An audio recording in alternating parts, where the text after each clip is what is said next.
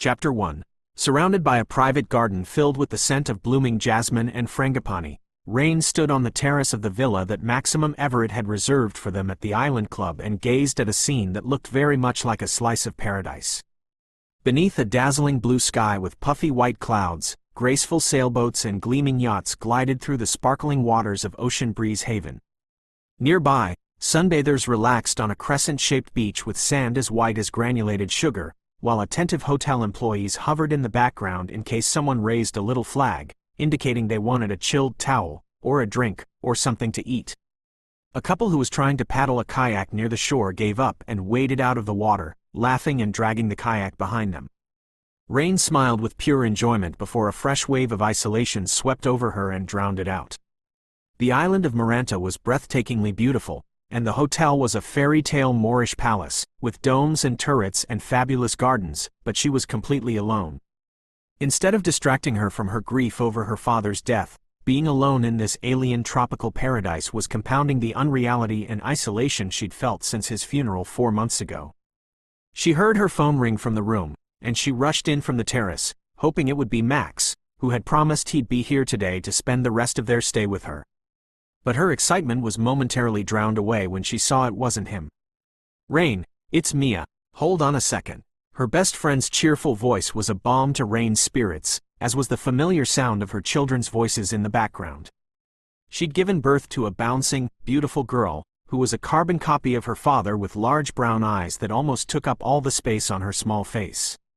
However, whenever they spoke on the phone these days, it was almost impossible to have a conversation with Mia that wasn't accompanied by a chorus of a crying baby or laughter.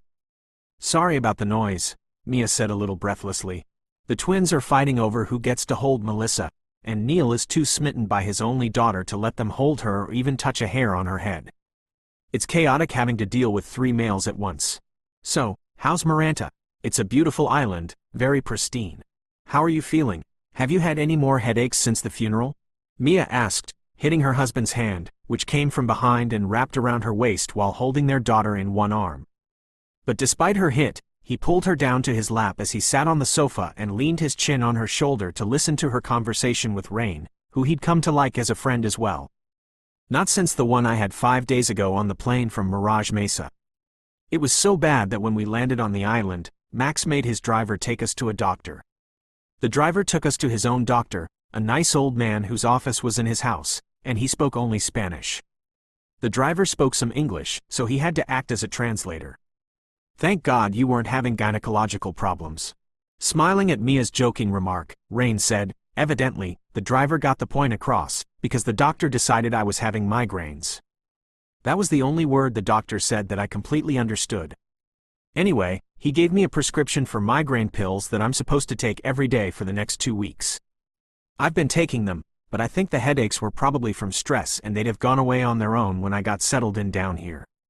"Keep taking them anyway," Mia ordered sternly.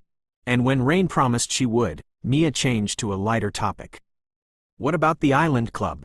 What's it like?" Carefully keeping her tone upbeat for Mia's sake, Rain described the hotel.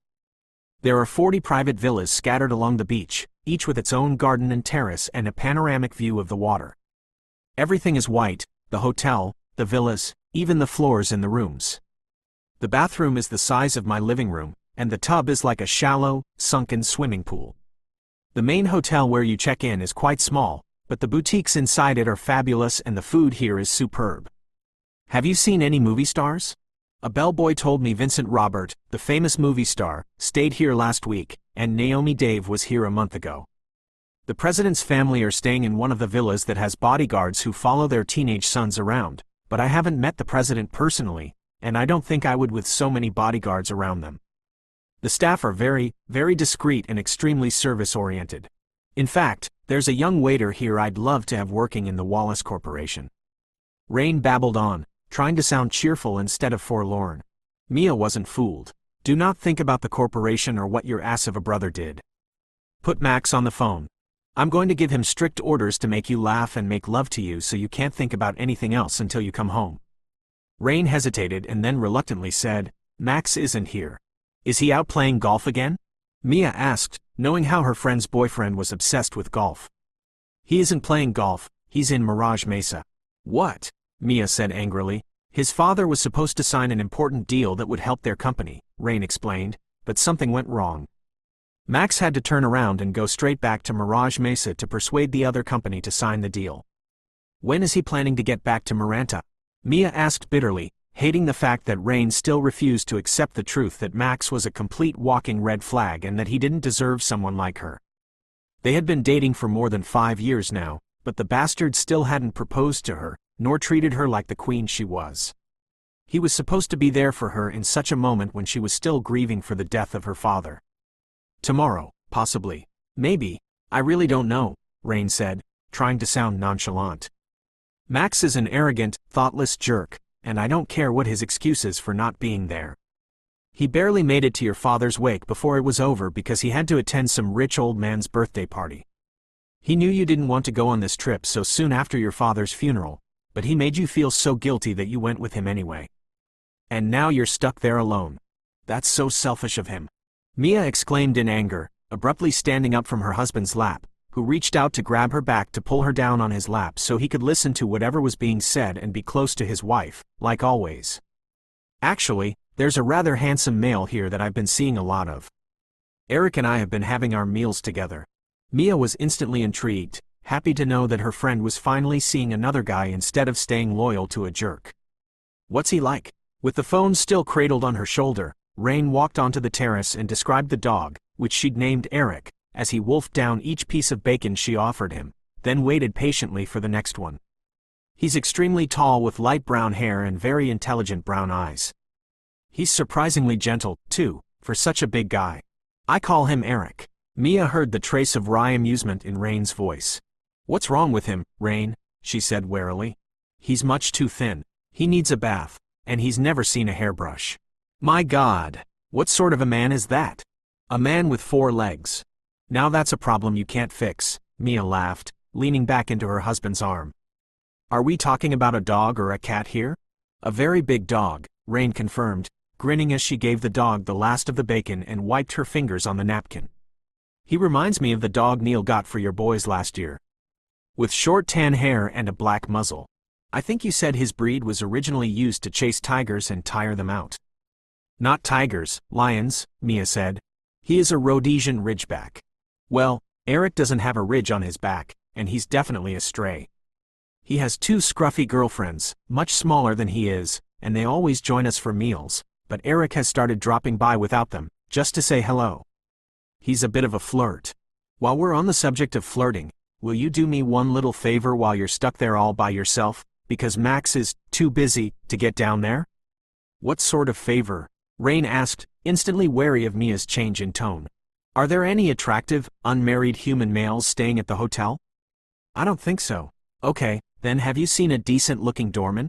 A cute bellboy? Why do you ask?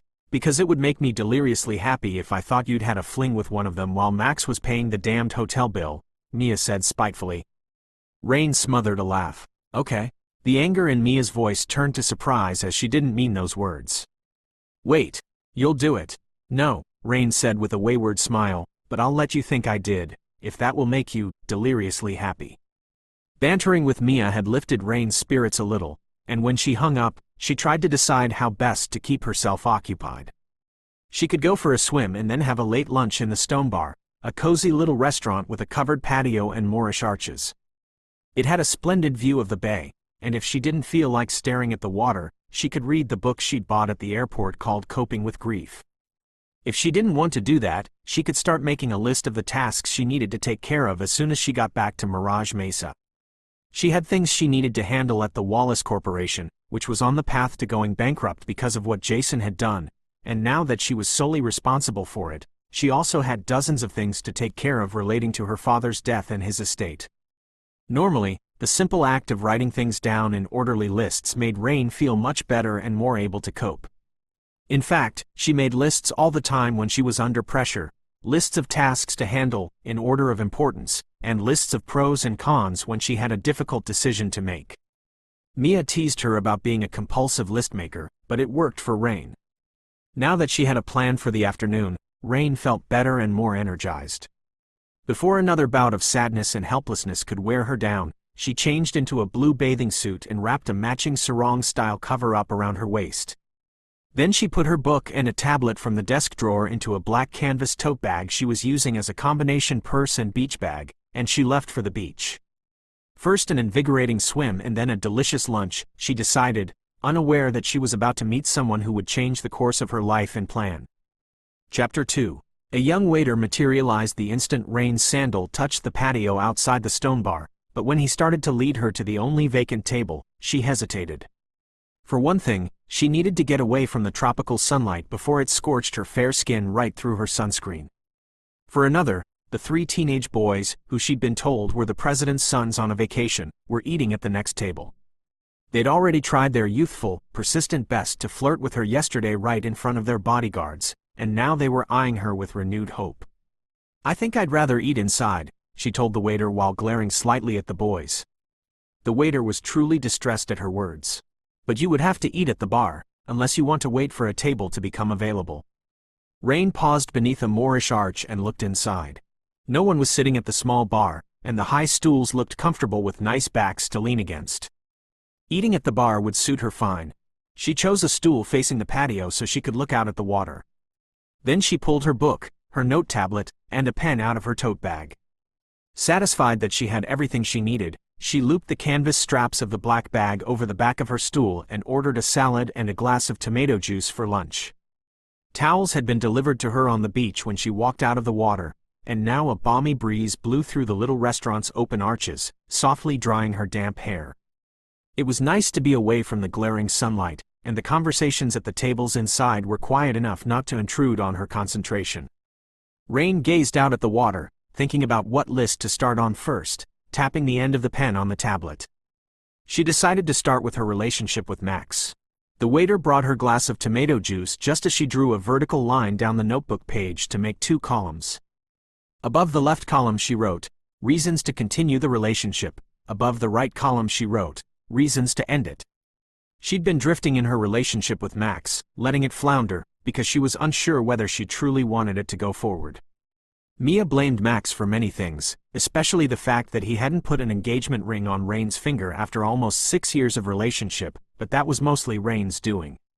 Whenever she sensed he was thinking about marriage, she did or said something guaranteed to make him hold off and rethink the issue. Her father had loved Max, and he would have loved the idea of Rain marrying into the Everett family.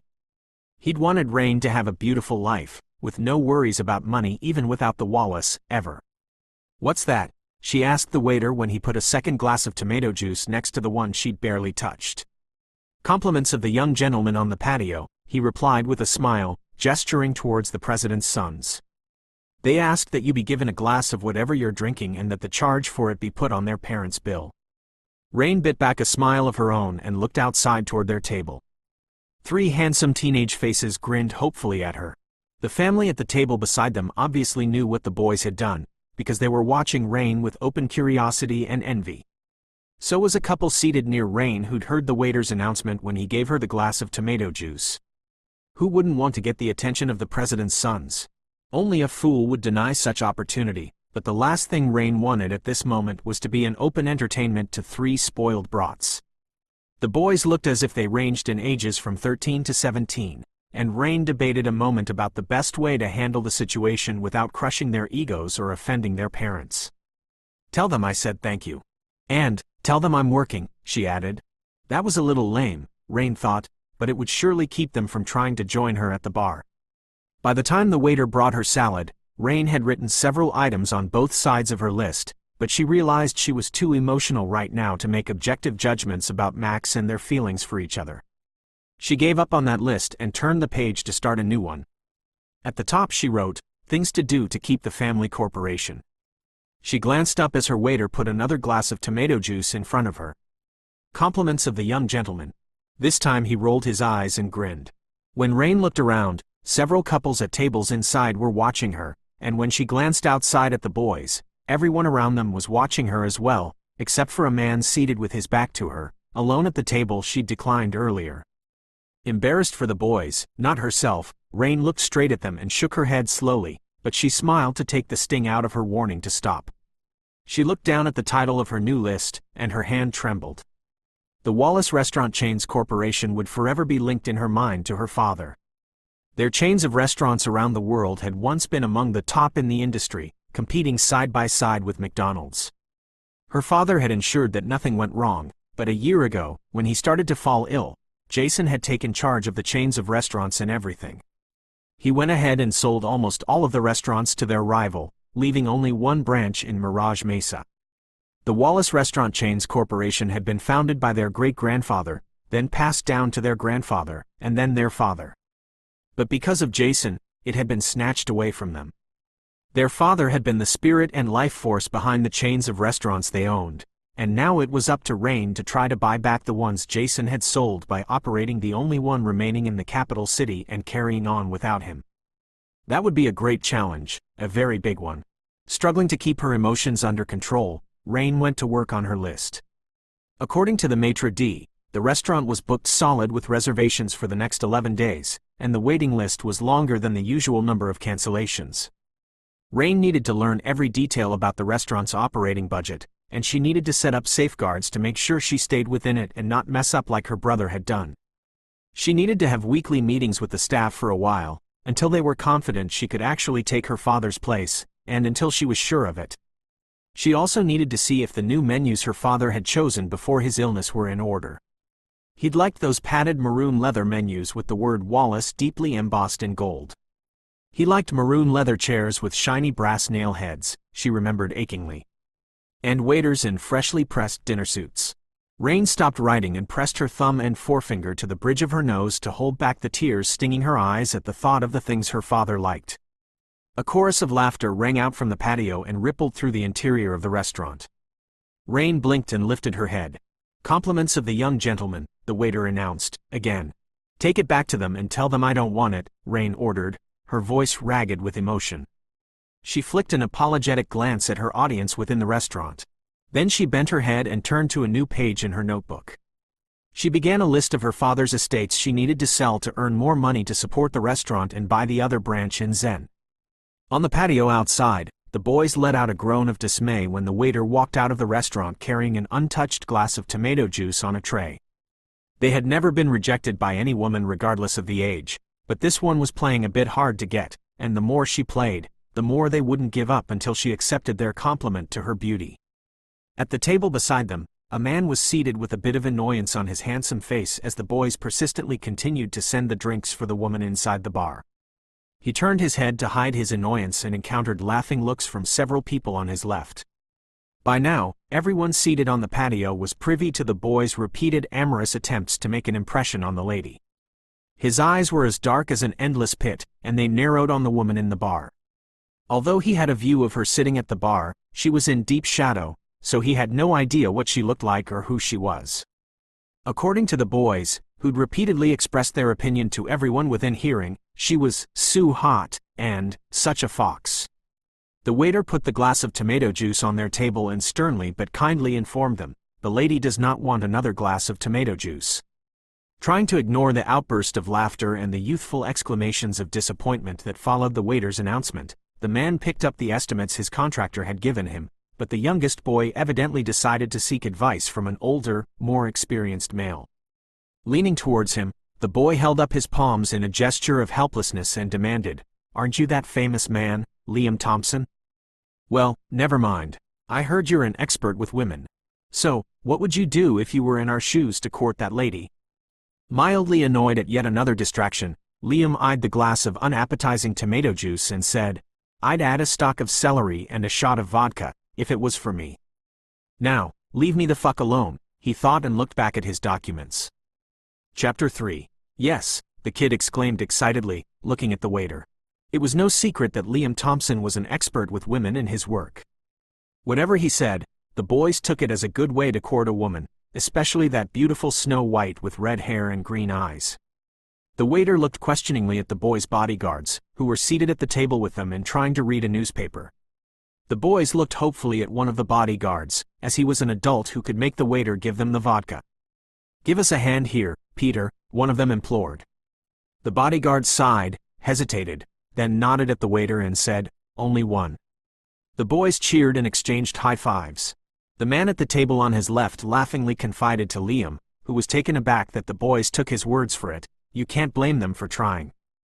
Hell, if I were single, I'd make a play for her. She is hot, the most beautiful woman I've seen in ages. In disgust, Liam gave up trying to concentrate on the list of estimates and looked around for a waiter to bring him his check. The waiter wasn't in sight. He'd gone into the restaurant. All he wanted was to leave this place. He wouldn't be able to stand another second in the presence of such little boys trying to hit on a woman much older than them.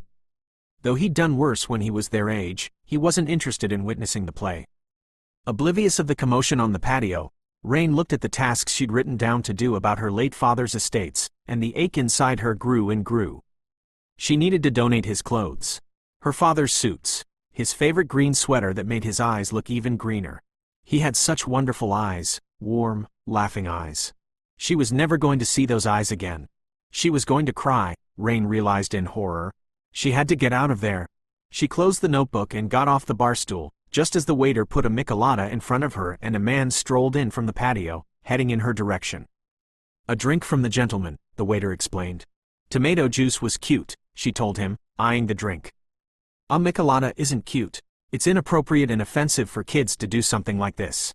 It wasn't their idea, miss, he said quickly in defense of the boys. Then whose idea was it?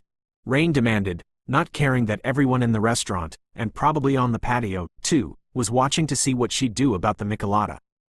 Mine, the newcomer said from right beside her.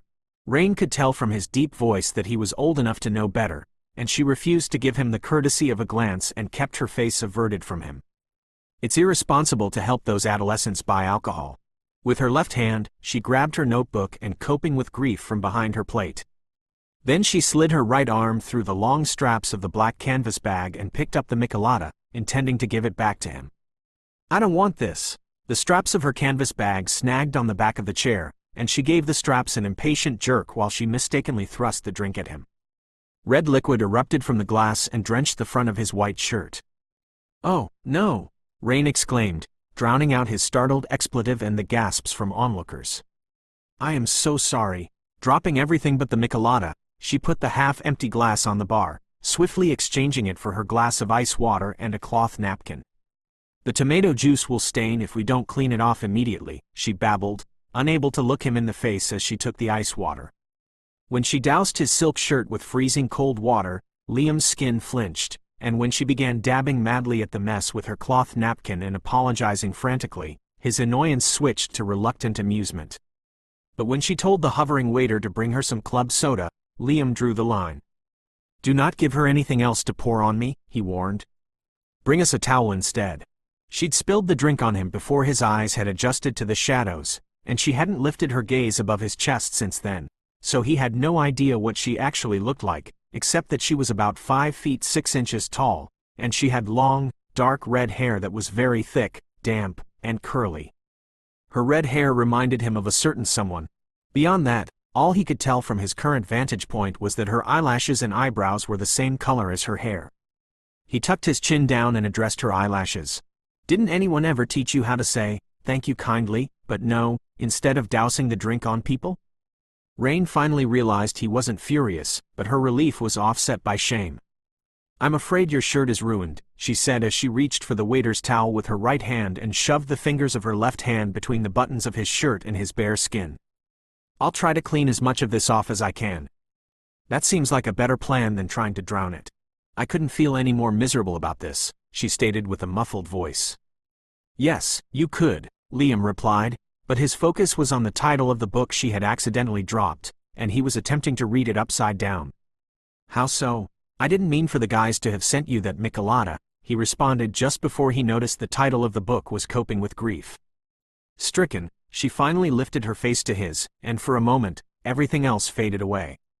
There was something about his gaze that always made her heart skip a beat whenever she met him. It's you, she gasped in surprise. She'd completely forgotten about his existence since their last encounter at Mia's wedding ceremony until now. Nor had she heard anything about him in ages. It was like he'd left the country and disappeared after that wedding. And he looked so different she couldn't bring herself to look away from him.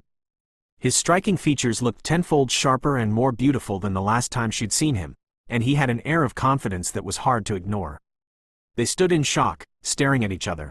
And in a flash of blinding clarity, Liam realized exactly why 3 teenage boys had been making fools of themselves over her.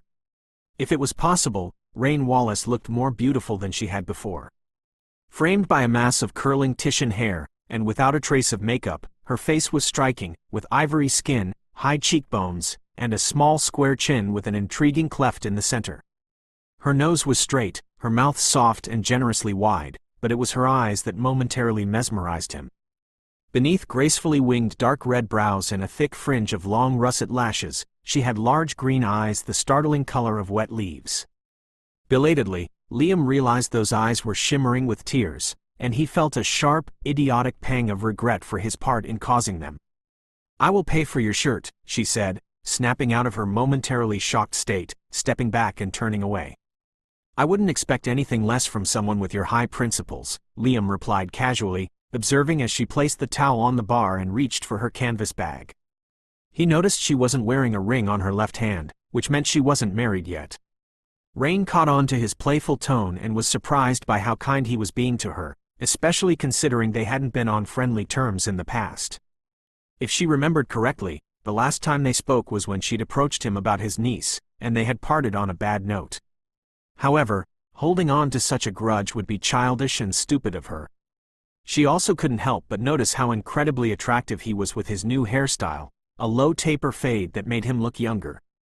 With her back turned to him, she retrieved her checkbook from her bag and searched for a pen. "How much should I write the check for?" Liam hesitated, absorbed in his quick observations and evaluations of her. The Island Club was an exceedingly pricey, exclusive hotel, and he had heard rumors that the Wallace had fallen from grace a few months ago. Looking at her now, he was starting to believe the rumors. Her wristwatch and the ring on her right hand seemed ordinary and inexpensive, and her canvas bag bore the name of a bookstore, not a designer logo. If it was indeed true that the Wallace had fallen from grace, it would be impossible for her to afford a club like Miranda. This implied that she was likely accompanied by someone covering all her expenses.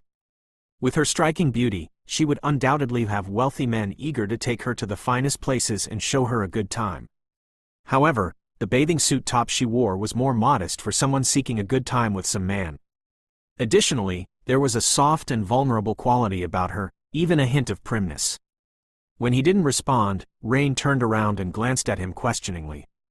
"This is an extremely expensive shirt," he stated solemnly, a faint smile playing at the corner of his mouth. "If I were you, I'd suggest taking me out to dinner instead." Rain was taken aback by his audacity and couldn't help but burst into laughter, momentarily pushing aside the lingering sorrow she had been carrying for nearly 2 weeks. "Bold move, Mr. Thompson. Your shirt is that expensive?" He nodded insincerely. "I regret to say that it would be most advantageous for you financially to take me out to dinner, trust me.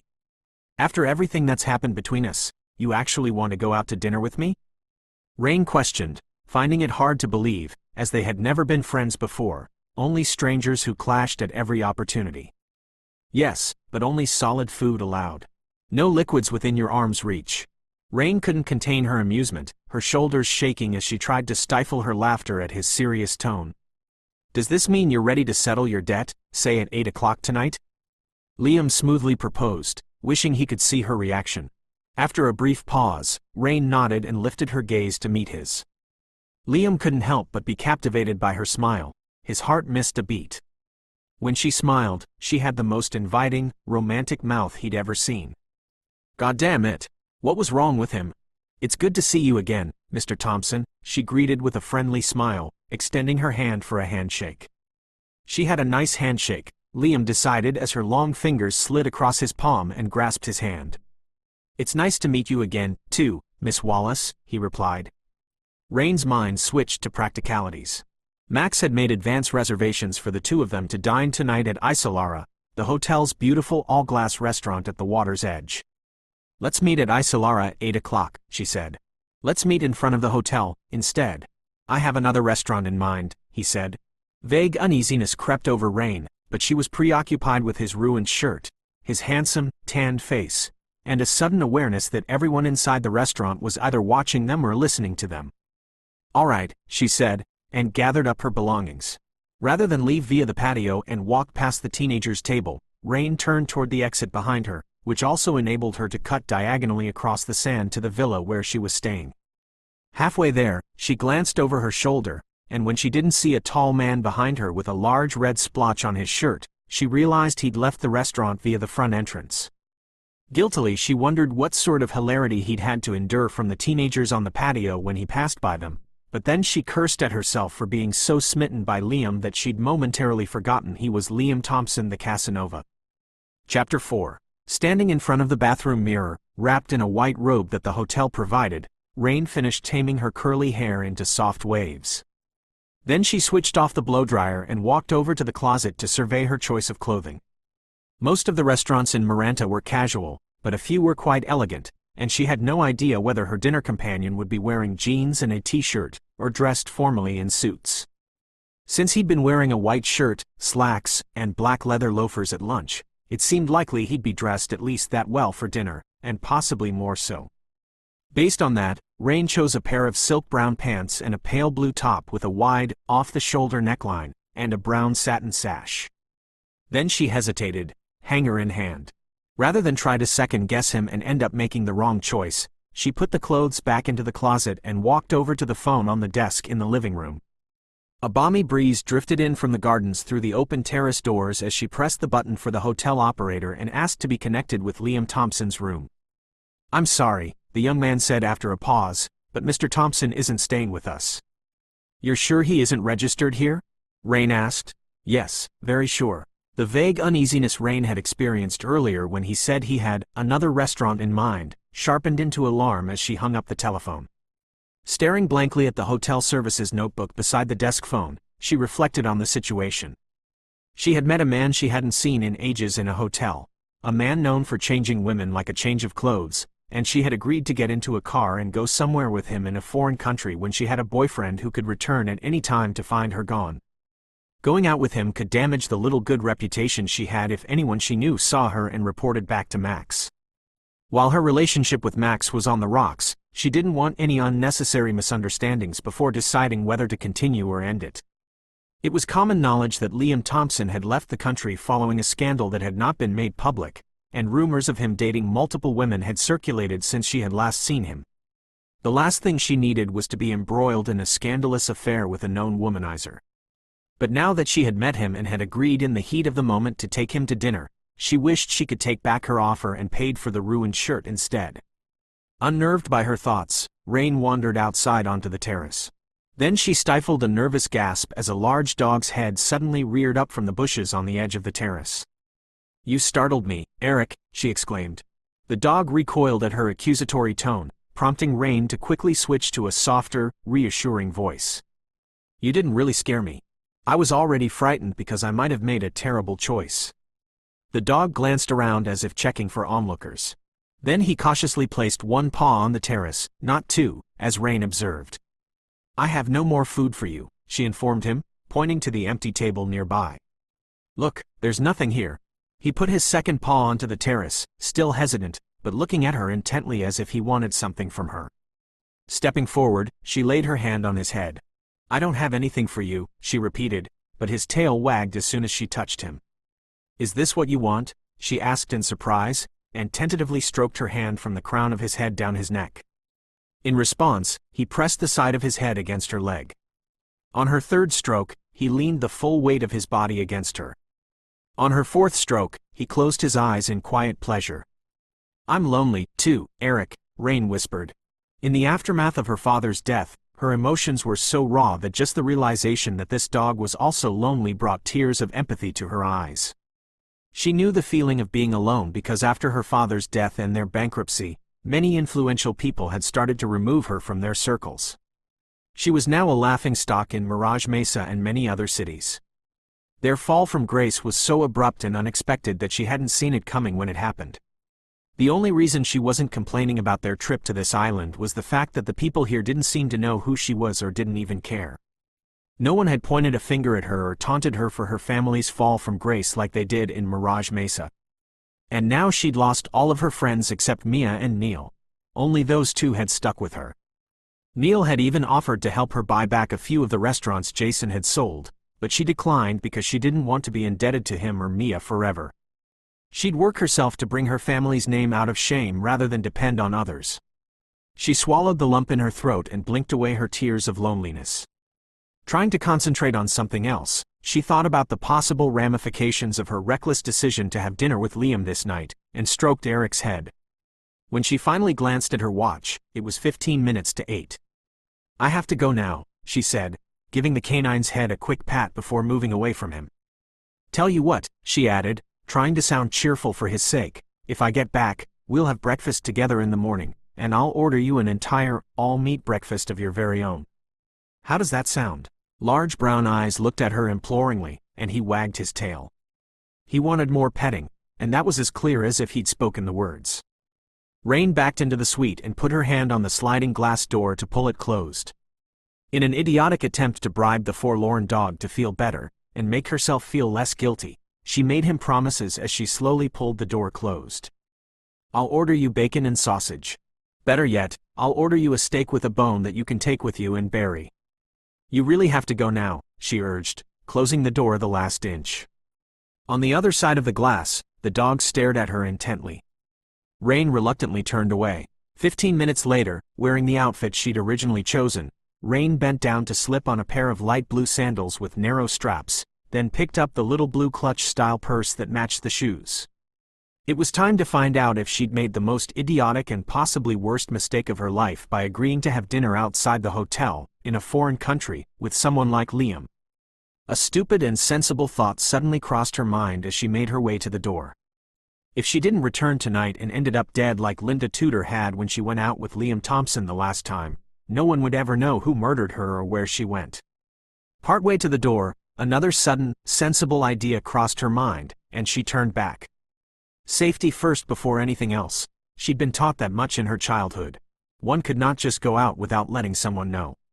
She dug out a pen from her bag and tore a sheet of paper from her notebook. On it, she wrote in large letters, "I've gone out to dinner with Liam Thompson. I met him this afternoon in the Stone Bar when I spilled a michelada on his shirt. The waiter can confirm that if I don't return." Satisfied, she propped the note on the living room telephone, where it would be easily spotted by Max if he were to come when she wasn't back by tomorrow. Once he read her note, he'd surely check with the waiters at the Stone Bar, and one or more of them would be able to confirm the fact that she'd agreed to take Liam to dinner. At the door to her suite, Rain paused again and glanced over her shoulder at the terrace door.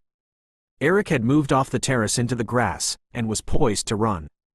Evidently, he was too wily to hang around on her terrace if she left, and Rain was glad of that. She assumed he'd head for the safety of the trees and the company of his canine friends, as he usually did, but when she was only a few steps away from the white stucco villa that housed her suite, the brown dog bounded around the building and trotted straight to her side. Rain stopped worriedly and he sat. "You're getting way too daring," she warned him sternly. "The groundskeepers are on the lookout for you, and I can't protect you if I'm not here." Pointing to the woods, she ordered, "Go." He glanced in the direction she pointed, then back at her. "I know you understand me," Rain told him firmly, "because people are always chasing you and telling you to go away, and then you do it. Now, I mean it." She patted his head because she couldn't help herself. Then she pointed to the line of trees and ordered sharply, "Go away." He stood up slowly. "Go on, go away," Rain said sharply, and clapped her hands for emphasis.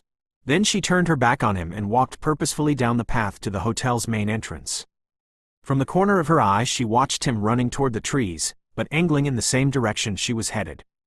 He was so large and so agile that he covered an amazing amount of ground in an effortless, loping canter, she noted admiringly, but if he intended to try to meet her outside the front of the hotel, he'd get into trouble for being there. She thought of the way he'd leaned his body against her and closed his eyes a little while ago when she petted him, and she felt like a cruel witch for running him off just a few minutes later. Chapter 5. "Good evening, miss," the doorman said when Rain walked past the lobby of the hotel's main building a few minutes before 8. Festive torches lit up the entrance and lined both sides of the long driveway. Couples were arriving and departing in a steady stream, some dressed for dinner at the hotel, others wearing shorts and heading for more casual island night spots. "May I get you a ride?" "No, thank you." Rain looked down the line of waiting, glimmering, expensive vehicles. Most were black limos ready and waiting for any guests who'd be going out, she noticed idly. Then she remembered reading an article written by Mia when they were in school that wealthy men with bad intentions preferred to ride Audi A8s and BMWs. Yeah, it sounded silly, but if Liam was driving any of those, she would not get into his car, she decided. She never really liked him before, and she knew he disliked her as much as she did him. If he could harm his girlfriend, Linda, who was she that he wouldn't harm? She should have just paid him for the shirt rather than agreed to take him on this dreadful dinner, she thought. Rather than going into the lobby and waiting there for Liam, she wandered slowly down a sidewalk bordered with giant bushes on her left and the motel's main driveway on her right.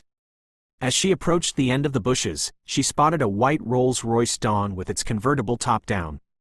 However, a sudden eruption of angry male voices from the other side of the bushes filled her with unease and prompted her to hasten in that direction. Two bellboys hurried past her, seemingly responding to the commotion. Rain overheard one of them mentioning a dog, prompting her to break into a sprint just as Liam abruptly halted the white Rolls-Royce Dawn by the curb next to her. She noticed the surprise on his face as she dashed past his vehicle, but she had no time to stop and offer an explanation. Reaching the edge of the bushes, Rain stopped next to the bellman, her fear quickly turning into reluctant amusement. Two angry gardeners were chasing Eric in circles, waving their rakes, but he easily dodged them. Behind her, Liam remarked dryly, "For a moment there, I thought you were running towards my car because you were so eager to see me again." Rain glanced over her shoulder and gave him a distracted, smug look. "Were you flattered or scared? You ran past me before I had time to react." A moment later, he added jokingly as he watched the gardeners chase the dog, "If you want to place a bet on whether the dog or the gardeners win, I'll give you 10-to-1 odds on the gardeners." "At 20-to-1, that's still a losing bet," Rain replied with a plucky smile. He grinned at her remark, and suddenly Rain's earlier fears that he'd asked her out because he had some bad motives seemed silly. She waited a few more moments to make sure Eric wasn't in any real danger of being caught. Then she turned and walked with Liam toward his car. "I wish they wouldn't chase him," she said. "One of the maids told me that many of the local islands have problems with packs of dogs roaming around, but this dog isn't dangerous. He's just hungry. He isn't doing anyone any harm. If I understood what the bellmen were talking about just now, that dog is doing the gardens a whole lot of harm because he's so big," Liam said as he opened the car door for her. "And he also scares the hotel guests. Last week, he ran up to a little girl and she got hysterical." "He's lonely," Rain said sadly, thinking of the way he'd leaned against her and blissfully closed his eyes when she petted him. As she slid onto the passenger seat, she said, "What language was the doorman speaking?" "A lot of the hotel staff speak Spanish, but that wasn't Spanish. It was Italian, and I may have gotten most of it wrong," he said, but the screech of car brakes behind them made them both turn sharply, just in time to see the dog bounding across the drive between cars, followed closely by a golf cart with the two gardeners in it. The golf cart stopped safely at the curb, and an arriving car stopped in time, but a departing limo was accelerating on the other side of the road, and Rain screamed a warning to the dog. Eric swerved at the sound of her voice and tried to run to her instead. The limo hit him. Rain was out of the car before Liam could stop her, running, before the limo driver got out of his vehicle. Liam caught up with her and grasped her arm. "Let me take a look first," he insisted. "I want to see," Rain cried frantically, trying to wrench free of his grasp. "Let go of my arm." Stunned that she wanted to subject herself to what could be a gory scene, Liam let her go and quickened his pace to keep up with her. When Rain rushed around the front of the limo, her fear turned into anguish. Eric's still body was lying on its side, his head against the curb, his eyes closed. Kneeling next to him, she felt frantically for a pulse at his throat. She found it and relief flooded through her. "He's alive," she said quickly, "but we need help." Lifting her head, she looked toward the bellmen and gardeners who'd gathered into a group next to the limo driver and Liam. "Call a veterinarian right away," she told the hotel's employees. One bellman looked blankly at the gardeners and then the other bellman. "A veterinarian?" he repeated as Rain began tentatively examining the bleeding cut on Eric's head. "An animal doctor," Liam clarified impatiently in English, then again in Italian. The gardeners were aghast at the suggestion. The bellmen were obstinate. "No, miss, no doctor," one of them said. "We'll take care of the dog. You go now and enjoy your evening with this gentleman." He said something in Italian to his companions and the group of men moved forward. Their shadow fell across Rain just as she realized how they were likely to take care of a large, destructive, unconscious animal that was an annoying nuisance to adult hotel guests and a terrifying threat in the minds of some of their children. "What do you intend to do?" she asked stubbornly, refusing to move away. "We're going to drag him off the road now so the cars can get through, and then we'll take him away." "No," Rain said with an adamant shake of her head. "He shouldn't be moved. The cars can go around him. He may have spinal injuries or broken bones." They didn't care one bit about any of that, she realized, so she appealed urgently to the man she'd promised to take to dinner. "Please help him." Liam gazed at her beautiful face and realized she expected him to agree that it was imperative to save the life of a homeless dog.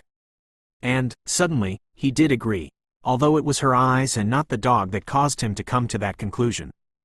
Inwardly amused by the effect those beseeching green eyes were having on him, Liam said solemnly, "I'll see what I can do," and turned on his heels towards the hotel entrance. The doorman smiled politely with a slight bow as Liam approached. "Good evening, Mr. Thompson." Liam assumed the doorman would have witnessed the scene in the driveway, so he ignored the greeting, refrained from giving explanations, and tackled the problem. "The dog is badly injured. Where's the nearest animal doctor?" "There's one here on Maranta, but he will be closed by now." As proof that it was quite late, he glanced meaningfully at the setting sun. Having already anticipated that that would be his answer, Liam strode past him into the lobby and headed for the front desk, where two couples were waiting to check in and another man was asking for directions. When he was halfway across the lobby, the manager emerged from a side door, saw Liam, and rushed forward to greet him. "Mr. Thompson," he exclaimed delightedly at the sight of Liam. Liam reached into his pocket. "I didn't realize you'd booked reservations with us," the manager said, holding out his hand for a handshake. "You should have informed me about your arrival, Mr. Thompson. We could have gotten the staff to give you a special welcoming. Right now I'm on my way to catch a flight, but I think that has to wait, I'm afraid." Liam clasped the manager's outstretched hand and slipped a $2,000 bill into his palm. "I'm glad you're still here tonight, Edward, because there's been an automobile accident in the hotel driveway that requires your special attention." "Oh, no. Is anyone hurt?" "Yes. One of our guests?" "No, one of your stray dogs," Liam said, already striding toward the telephone on the front desk with Edward rushing along beside him. "I need an ambulance and a physician here immediately." You want me to send for an ambulance and a physician because a stray dog has been injured out there?" he asked in disbelief. Why would he go through the trouble of sending for an ambulance when it was an unimportant stray dog who got hurt? In reply, Liam picked up the telephone and held the receiver toward the flustered manager. "I want them to come as fast as they possibly can. I'm extremely fond of this particular dog, and if anything happens to him..." He trailed off, leaving the man to fill in the blanks. The manager quickly took the receiver, pressed one button on the telephone, and hesitated. What if they refused to treat the stray dog? I mean, it's just a stray dog. He should be left alone and... "Then I guess you won't have a job here by tomorrow," Liam said dryly as he withdrew his phone from his pocket, showing the manager how serious he was about making him lose his job if the ambulance didn't come immediately. Liam was one of Maranta's top investors. He had a large share in the Island Club and could make anyone lose their job if he wanted to. The manager's eyes widened for a moment. Then he quickly dialed the rest of the ambulance's phone number.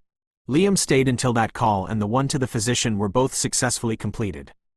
Then he placed another $1,000 on the desk for the manager and walked away nonchalantly.